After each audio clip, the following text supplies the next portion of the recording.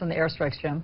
Well, a second airstrike earlier today. That's two over the course of the day, or two groups of airstrikes. The first this morning, which was the first airstrike, it struck artillery positions, ISIS artillery positions just outside of the Kurdish-controlled areas in the north. Later in the day, there was a second strike on a military convoy carrying fighters and weapons, this staying within, Allison, the confines of what the administration has said the two main goals of U.S. military action are at this point. One, protecting the religious minority, the Yazidis, who've been trapped on that mountaintop. And two, protecting Americans, both American military advisors, but also diplomats who are in Erbil in the north. Those are the two main goals, protecting them from ISIS advances. And, Jim, has the Pentagon released any information in terms of how many ISIS fighters may have been killed?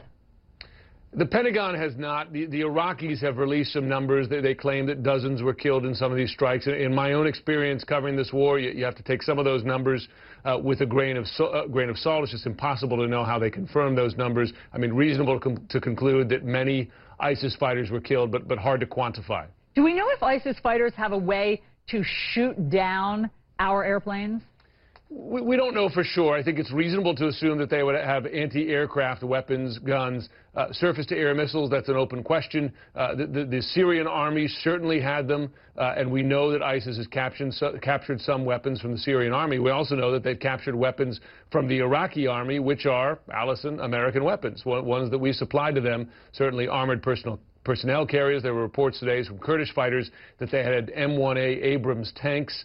We don't know if they have surface-to-air missiles that could take down a jet. Let's talk about the humanitarian air drops.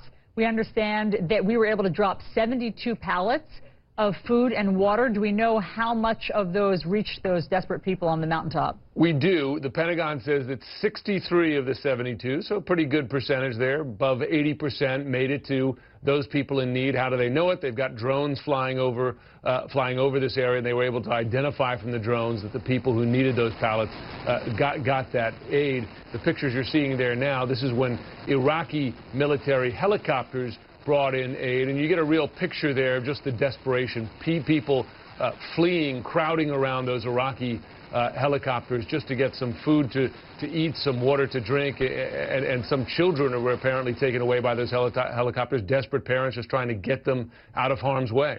Oh my gosh, what a video of desperation we just saw there. Jim Sciutto, thanks so much for the update. Thank you.